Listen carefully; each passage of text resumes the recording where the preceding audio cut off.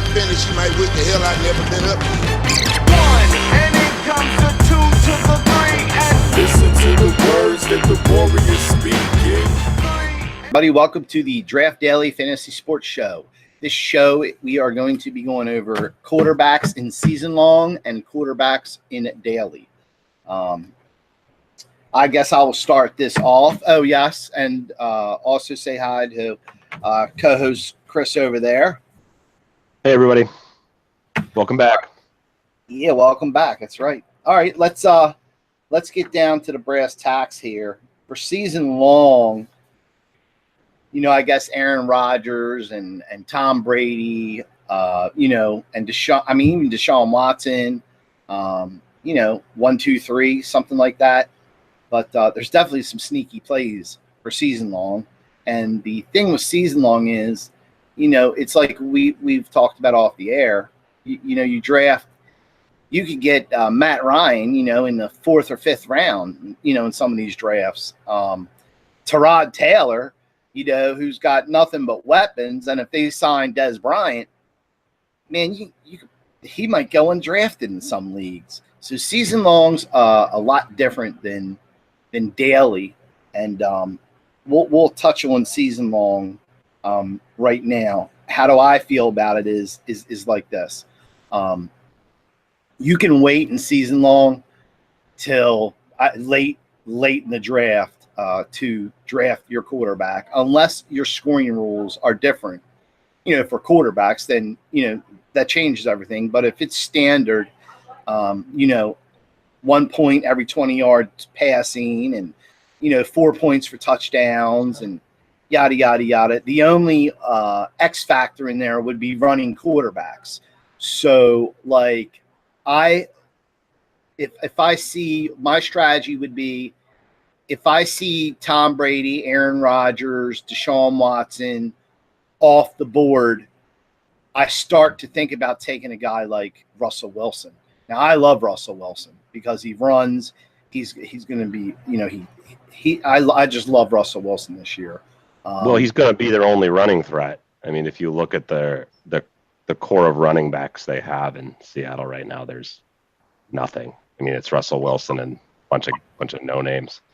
Yeah, I think I got Russell Wilson like in the 6th round of my last draft at Buffalo Wild Wings.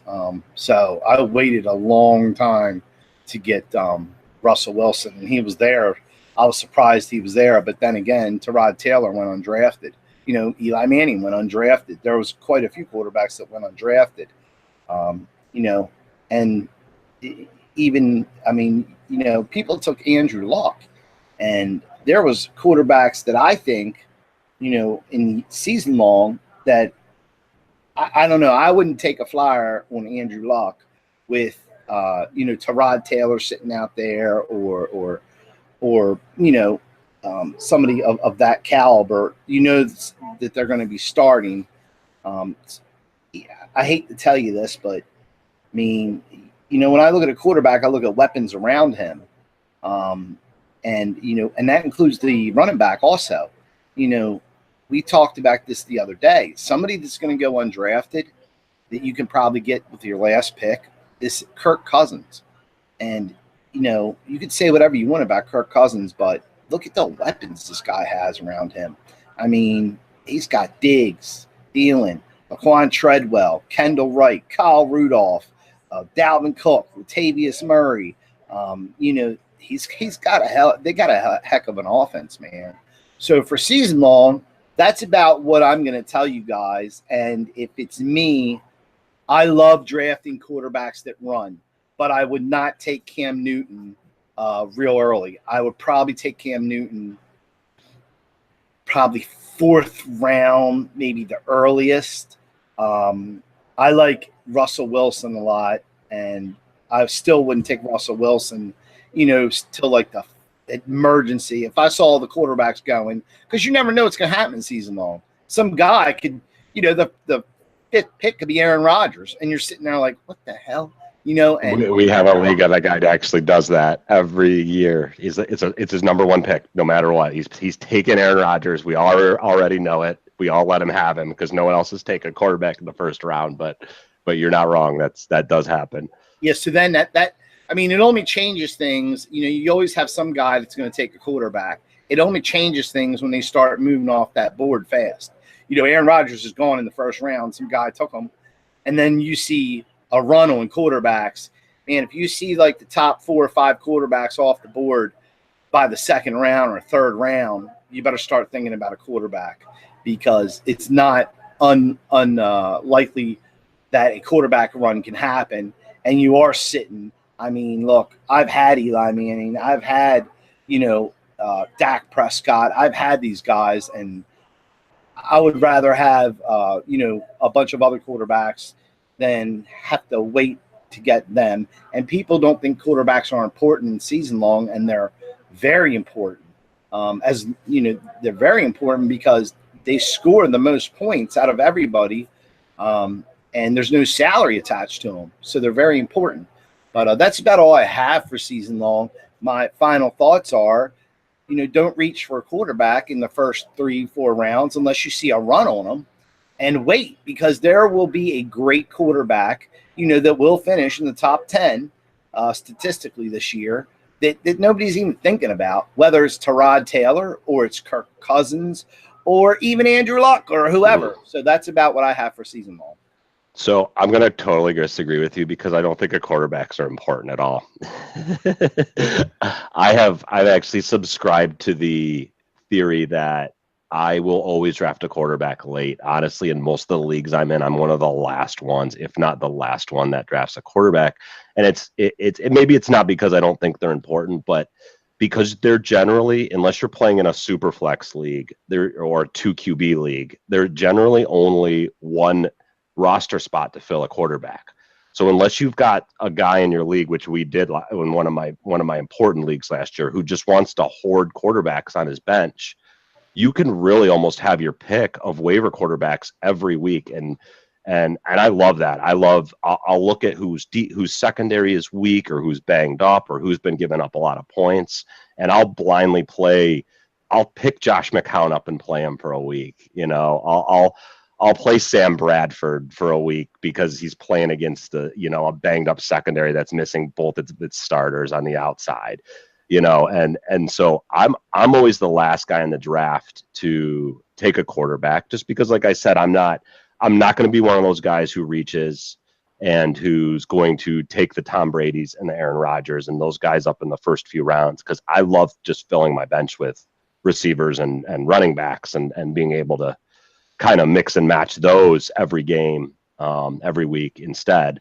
So that's kind of always been my thought. I've noticed that, I think even the ESPN guys, Matt Berry and those guys, did a piece on taking a quarterback late. I've been seeing that strategy gaining more and more traction the last few years, and it's worked for me quite a bit more than it hasn't. So that's kind of my thoughts on it. That's just kind of the route I've always liked to take with that. Yeah, the only reason I don't like that route is because it's burnt me in the past. I've tried that, and it has that potential too. Yeah, and it's if you're going against even a mid-tier quarterback, and you're sitting there with some guy like Blake Bortles off of the waiver wire, okay? You better pray to God Blake Bortles doesn't have one of them 4 interception games. Which is totally possible. Yep. That goes for the Jets quarterback. I mean, even Eli Manning has thrown up some 178-yard games. Yeah, Eli's old. Yeah, so I mean, that's why I just don't ever want to worry about that again, because one win can be all the difference in the world. And sometimes, man, I see guys that use the kicker strategy. They think they don't need another kicker, and then the bye week comes around and there's no kicker, and guess what? You're taking that. I take a kicker with my last round pick every year.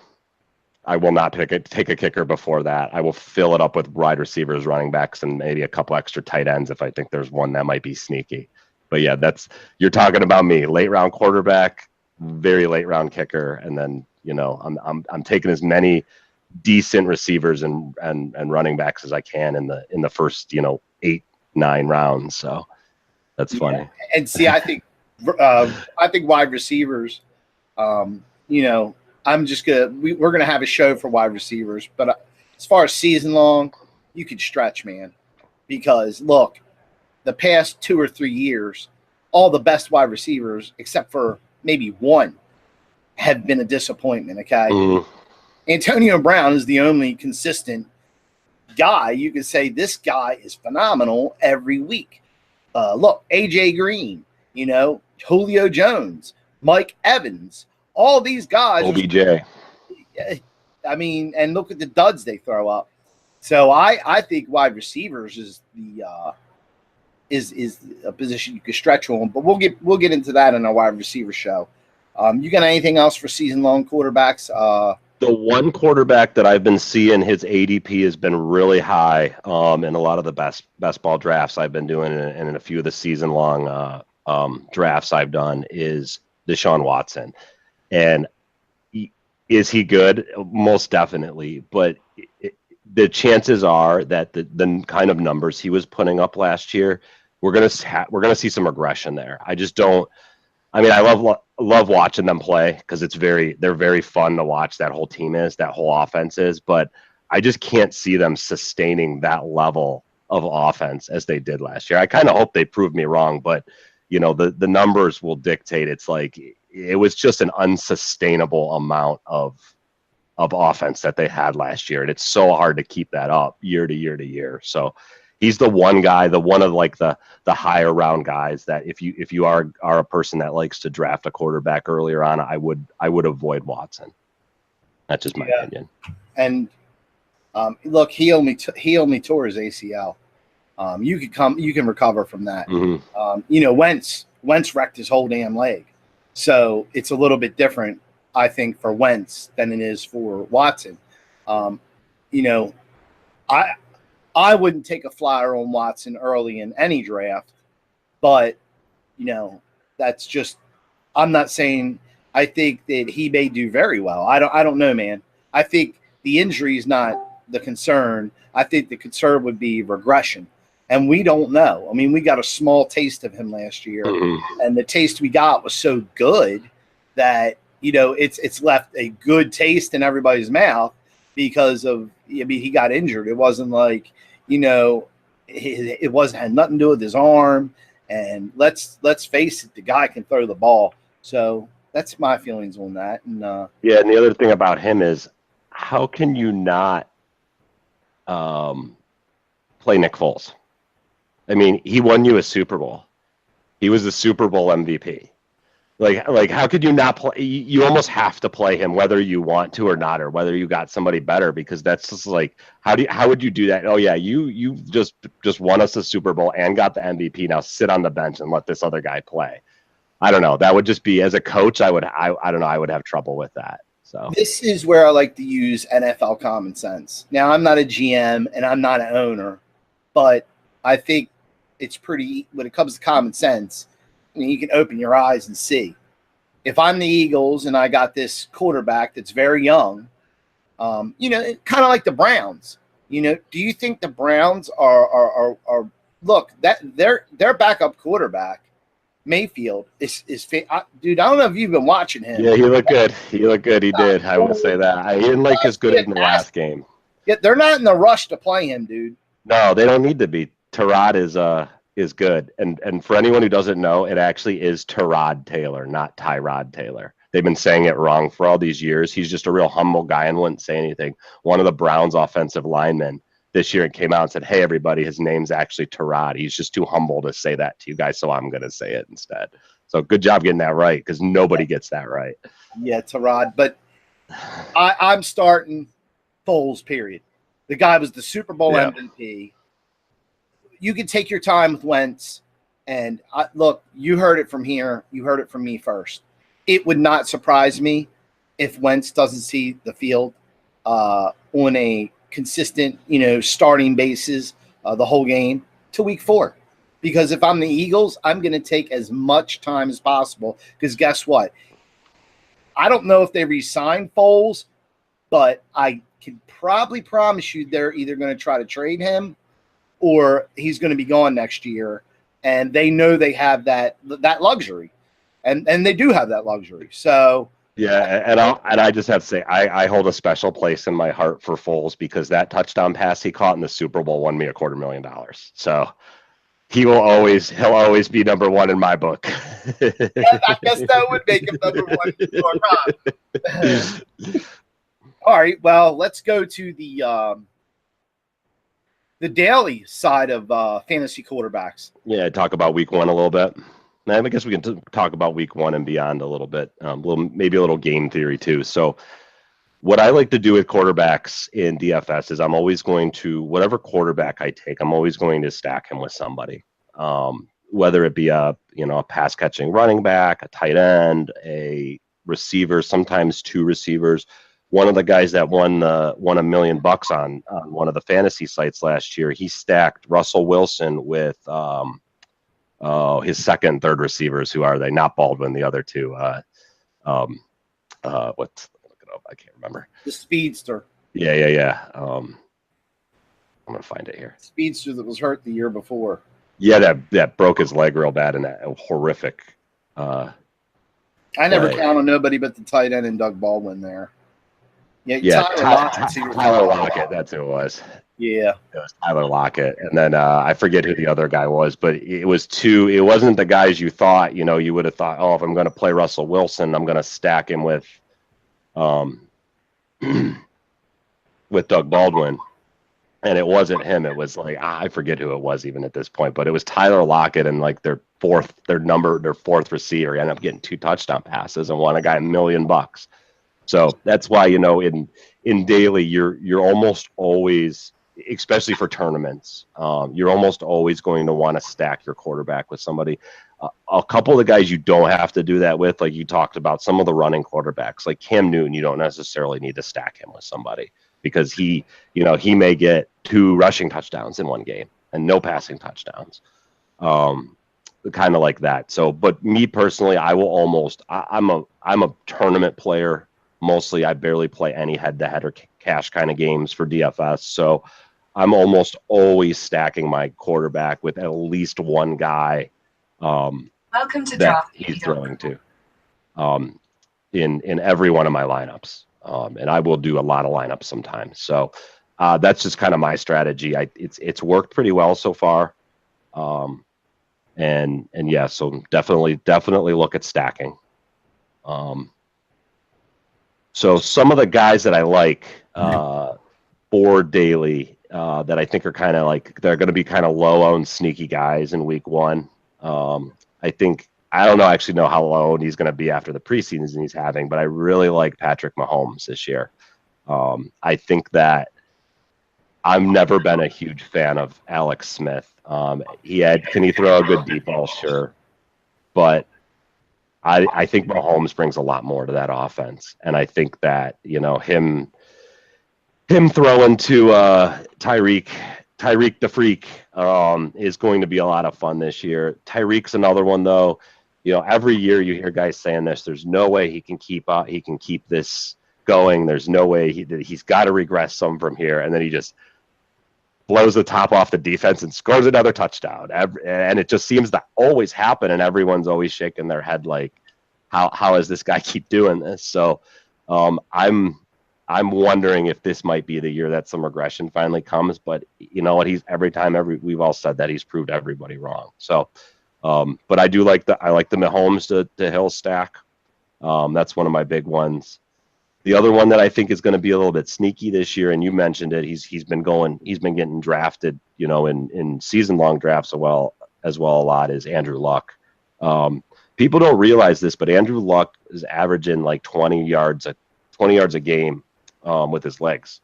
So that doesn't seem like a lot, but if you look at the less mobile quarterbacks like the Rodgers and the Bradys and those kind of guys, they're not even averaging close to that.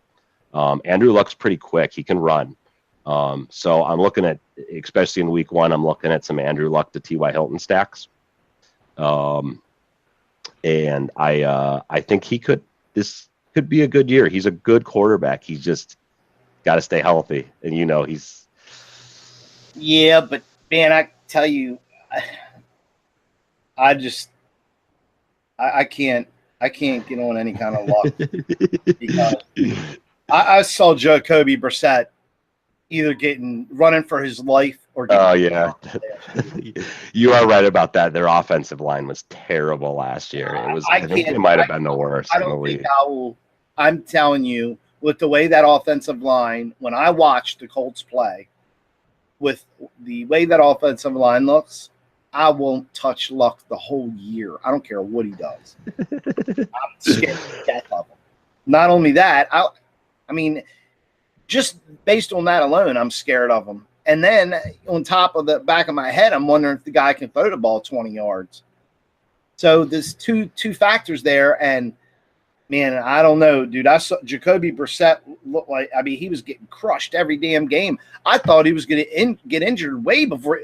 One game I saw him get plummeted like 4 times. I'm like, this guy's still getting up. Is he crazy? He really did get beat up bad last year. But see, then again, that's kind of some of my reason for picking him, is thinking that a lot of people are going to be hesitant, especially the first few weeks with Andrew Luck. It's going to be that wait and see kind of thing. And in daily fantasy, if you wait on the wait and see, it's too late. You got to try to get those guys in your lineups before the wait and see period, because then no one else is playing them, which it makes you contrarian, and it also, if they go off, it gives you a much better chance of making money. So yeah, Luck's one of them that I will probably be playing a lot of week 1, not because I think it's the great play, but because I think no one else is going to be on him, because everyone else is going to be thinking what you said, and they're going to be like, I don't know, I'm going to have to see how this guy does. So another one I like a lot that I think is going to be overlooked is Marcus Mariota. New coach, new offensive coordinator. Both of them love to throw. I'm going to actually be looking at doing some Mariota to Taywan Taylor stacks. Taywan Taylor's is really underpriced on all the daily sites week 1. You get him real cheap, and if he just happens to take the top off the defense and score a couple of touchdowns, you're going to be sitting in pretty good position if you stack those two guys. I think Mariota had a down year last year. I think he's due for some positive regression. And I think that the kind of like all the cards are aligning because of the new coaching and the new offense, and they ran just the most boring offense in the world last year. It was they're the exact opposite of Houston.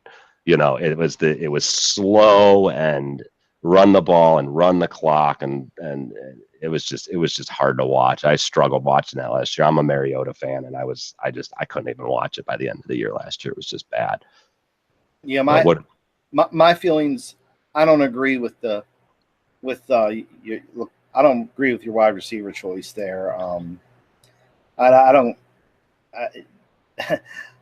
If it's me, and I probably will do this, I'm stacking Delaney Walker. Period. Oh yeah. And you're right, Mariota. You'd stack with Walker. You can stack him with Rashard Matthews. I'm looking for like a guy that no one's going to play, or that people aren't going to be paying attention to. You're right though. No, Delaney's good. I have a lot of usage. Yeah, you might be right. Actually, Delaney might get overlooked. He's going to be higher than Walker's. Yeah. Really? You think so? Yeah. So I could see it. I could totally see it. So I agree with you on Mariota. I like him too. The other one I like, is Kirk Cousins, man. Look, I'm not sold on San Francisco, period. And I will not be sold on them, until, I don't care that they have Richard Sherman. He can't cover everybody on the field. And, if he's on Diggs, it opens up everybody else. And who's going to watch Dalvin Cook? Latavius Murray can run the ball. I just think it's Kyle Rudolph. I think they got a lot of weapons. And I'm loving me some Kirk Cousins. And, that's probably that might be my triple stack right there, because I wouldn't mind going Cook, Cousins, and Rudolph. Another tight end. I keep staying away from wide receivers. Yeah, I could see that. And, that offense, they've got so many weapons. Yeah, so as far as sneaky plays for me, that's what, but when I looked at, Ben Roethlisberger's pretty cheap, man. I mean, he's not way up there. Ben's always weird. He's got all the weapons in the world, but for some reason his fantasy numbers are never, he's never that guy that just is going to score you that 30, 35 fantasy points and put your lineup ahead of everybody else's. And I never understood why, because that offense they score so much and they put up so many points and they seem to always have the ball and are always moving it down the field. And you look at the end of the day and you're like, how did Ben only have 19 completions? It doesn't make any sense. What do you project? Pittsburgh, Cleveland. I mean, you're in Cleveland. I am. You're in Ohio. Lifelong Clevelander. Brown fan, unfortunately. Your secondary sucks. It does. Antonio Brown is going to go nuts. I'll project something for you. Antonio Brown has just been destroyed us. I see him in my nightmares. It's going to be worse this year. I'm going to tell you, there's going to be 4 fouls at least. If there was an over-under to bet on, if it was 3.5, I'd take the over. He is good. There's going to be 4 fouls with Antonio Brown. I'm telling you, because your cornerbacks are crazy, and it's going to be a field day. So let me ask you a question. What do you expect Antonio Brown to do this game? Hopefully not drop kick our punter in the face again like last year. Is 132 yards, 2 touchdowns out of the question? I don't think so. I think that's totally possible. I think so, because what'll end up happening is he'll end up burning them deep once or twice. And Ben's going to put it right there for him. Yep. So that's what if you squeeze that for one more touchdown to any player on the Steelers, anytime you have a quarterback that throws 3 touchdowns, and if Brown has 120 yards, more than likely Ben's going to have close to 300 yards, and I'll take 300 and 3 touchdowns every day of the week. So that's why I like Ben, because I project Antonio Brown to score a good amount of points. And that's not including Le'Veon Bell. I mean, that's not even including him, and he catches out of the backfield. I don't think he's going to go crazy running the ball on the Browns defense, because that's actually, I think that they could stuff people running the ball, and that's where their strengths are. But as far as cornerback, man, if Ben's price is where it needs to be, which I think if you got extra money left, I would probably uptick to a guy like Ben Roethlisberger. That's all I'm saying. No, and you're not wrong. And especially the week 1 against the Browns, because Le'Veon hasn't, I don't think he did training camp. I don't even know if he's practicing with the team yet. I know they were, doing all that holdout stuff again this year. So last year when this happened, it took him about 3 games to get going. He did not have a good week 1 at all. And it does. It's football. You've got to get in game shape. You got to be ready for game speed, and you can train on your own all you want. It's not gonna help. So no, I think that's gonna be a high scoring game. That's an interesting thought. It's something I hadn't thought about. Is stacking that game up with Ben and AB and heck, maybe even another receiver, maybe a Juju. Yeah, but Cleveland's going to score some points on Pittsburgh. I hope so. I really think the Browns are finally starting to get it together this year. I say that now, and then we call it the factory of sadness here. For those of you that don't know, I have a prediction. Tyrod Taylor is going to have more room to run this year than he's ever had his whole career. I hope so, and I hope that they always say this: a mobile quarterback really gives your running back a boost. And you would think it would be the opposite, because he's taken rushes away and taken opportunity away from the running backs, but it's actually the opposite. Almost all the times you see a running back gain more yards, and because the defense has got to now account for 2 sets of legs behind the line instead of 1, which is interesting. So if they can stay semi healthy, I think we actually might have a chance even against the Steelers in Week 1. I guess we'll see. Yeah, well, Vegas sure thinks so. The Browns have more bets than almost any team for division winner, conference winner, even Super Bowl winner. They're getting tons of money in at 60-1. Not that I think that's going to happen, because I don't. But think about it this way: who's been Tyrod's best receiver in the last 3 years? I don't even know. You can barely even name any of those receivers. Sammy Watkins. He wasn't even there last year, was he? No. They had those, like, that rookie. They had a rookie that was his number 1. That wasn't even that. He wasn't even that good. I can't remember his name. That's how bad he is. No, Tyrod Taylor has never had anyone to throw to. Anyone.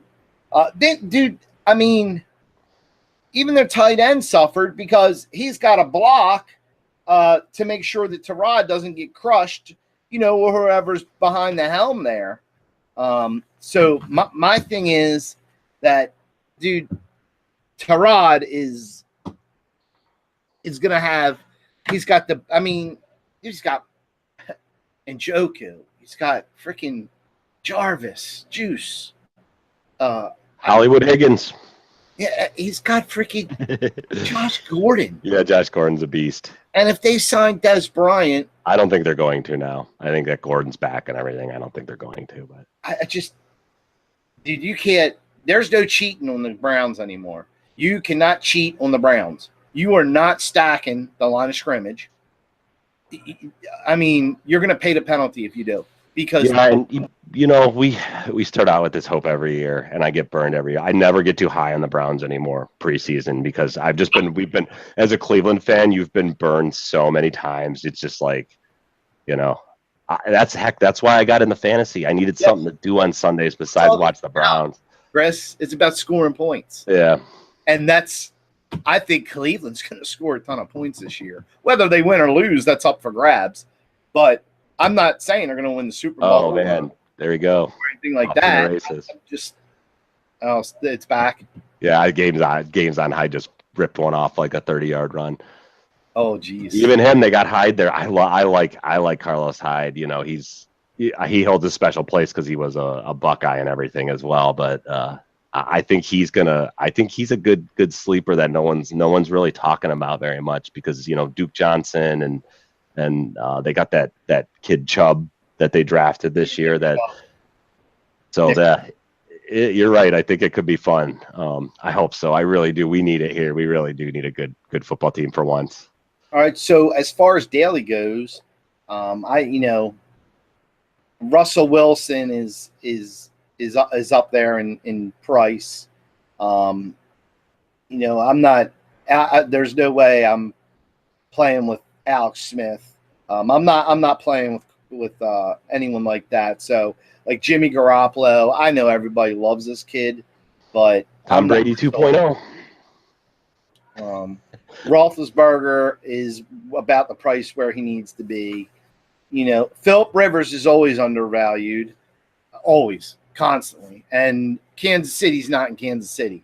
And that team is night and day when they are not in Kansas City. Yeah, and their defense, suffered a lot of losses this year. And I don't think Kansas City's defense is going to be as good as it was in the past few years. They lost Barry, right? And they a couple other guys. It's different. It's changed up. So yeah, and they're not home. When they're home, man, it's just a different ballgame. Arrowhead's tough. Arrowhead's one of the toughest places to play for sure. Yeah, and I'm not Jared Goff.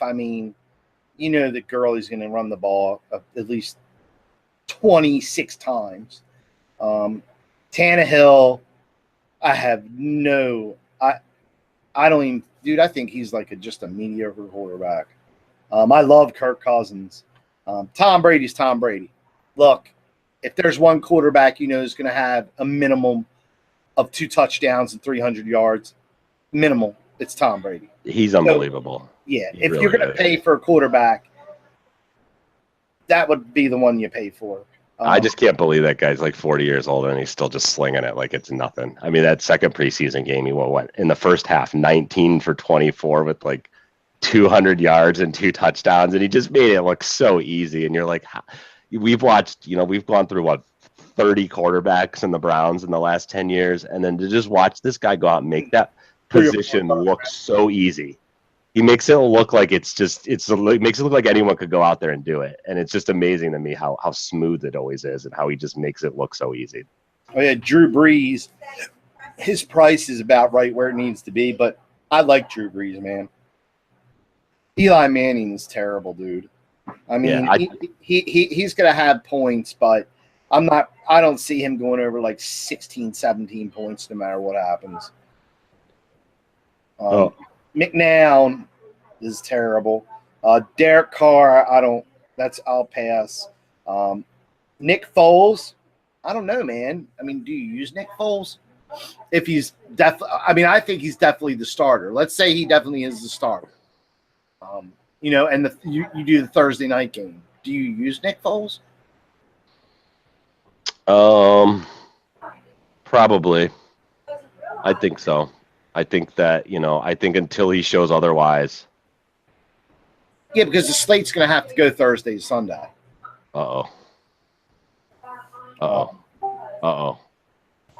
We might be seeing Baker Mayfield before we know it. Taylor's arm looks like he just got it hurt really bad. Well, aren't you glad you have Baker? Oh, he landed on it. Weird. That's not good. Yeah, here we go. Baker Mayfield. All right, there's one Brown down. All right. No, I think it was his other one, so maybe he'll be all right. We'll see. They were calling over for he was laying there and they were calling over for the Prescott sucks, dude. Case Keenum, no thanks. Matthew Stafford, very interesting. Golden Tate always makes it for me for Stafford. If Golden State's healthy and playing, I like. Golden Tate is a PPR machine. I don't know that team. That team's so hit or miss every year. They just end up frustrating me. Yeah, I guess it's a matchup deal. It really is. They're a very matchup dependent team. I think. Yeah. I think you're right.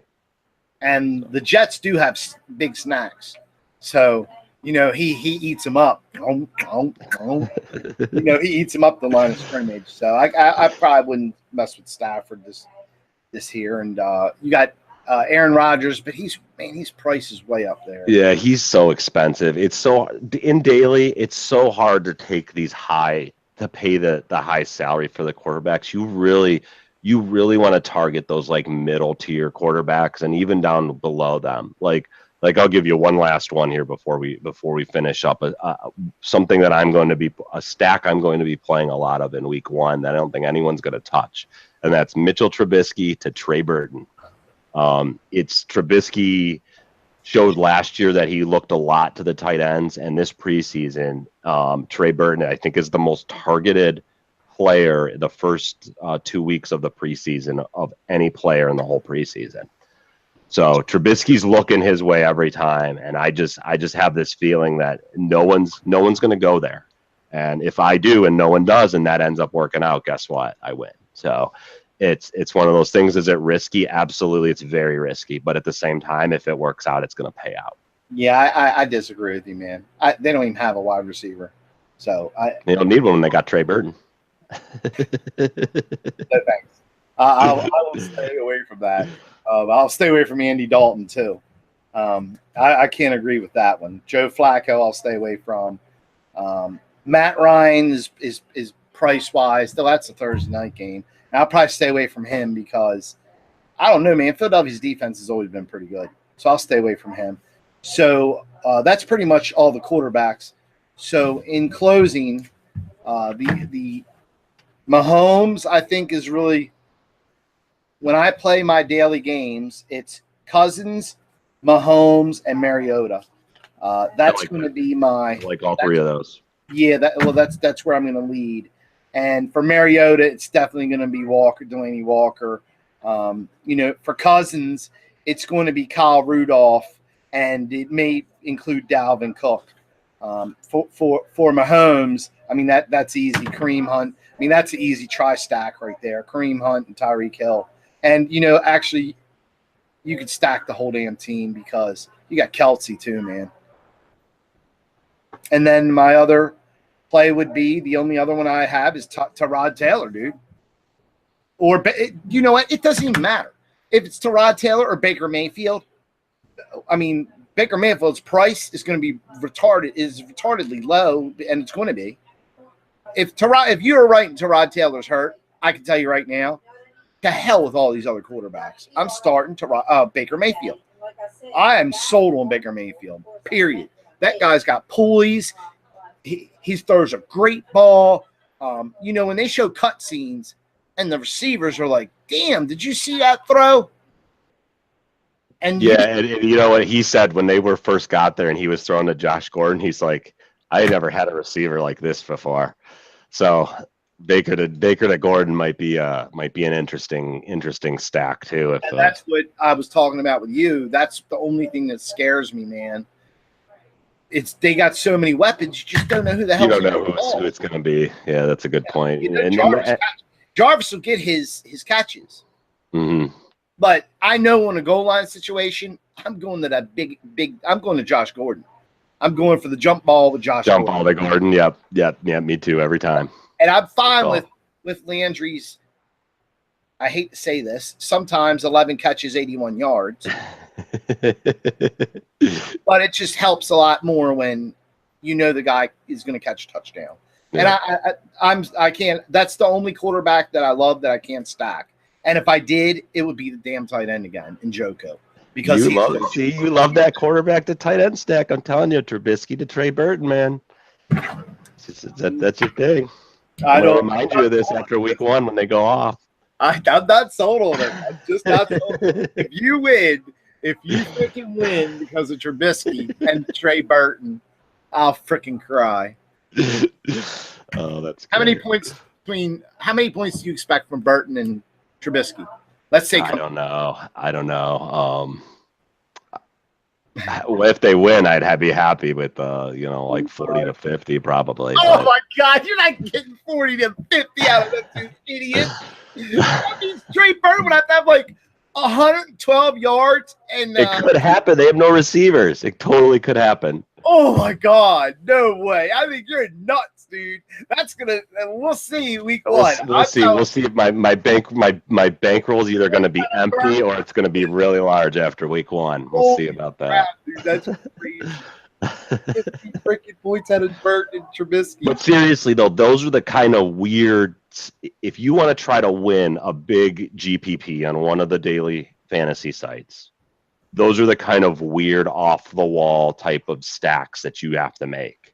Like I was saying earlier, you've got to make the Russell Wilson to Tyler Lockett and then their number 4 receiver stacks. You got to go with the Trubisky to Trey Burton, because if that ends up somehow hitting as the top one, no one else is going to have it, and it's going to vault you up the leaderboard unbelievably fast, and you give you an actual shot at winning a large sum of money.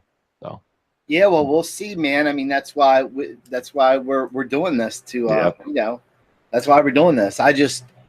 I'll take Kirk Cousins 30 points, 25, 30 points, and hope Trubisky and Burton have 30 combined. Which totally could happen. You're not wrong. That totally could happen too. I'd be like, well, Rudolph, all you need is a freaking touchdown. Yeah. You know what I mean? Yeah. I'm sure price-wise, it's probably about the same. Or actually, mine might be cheaper. I don't know. But we'll see what happens, man. We'll see what happens. Yeah, that's why they play the game, right? Yep. Okay, well, in closing, don't forget to check out draftdaily.com. Daily Fantasy Sports, powered by the Fantasy Gold Coin. This is Jason and my co-host Chris. We're done the quarterback show for tonight. We will do running backs coming up. Our next video will be running backs daily and season long. So like I said, don't forget to check out draftdaily.com and play some daily fantasy sports with us. And that's about it. So in that, I'll see you guys later. Awesome. See you guys next time.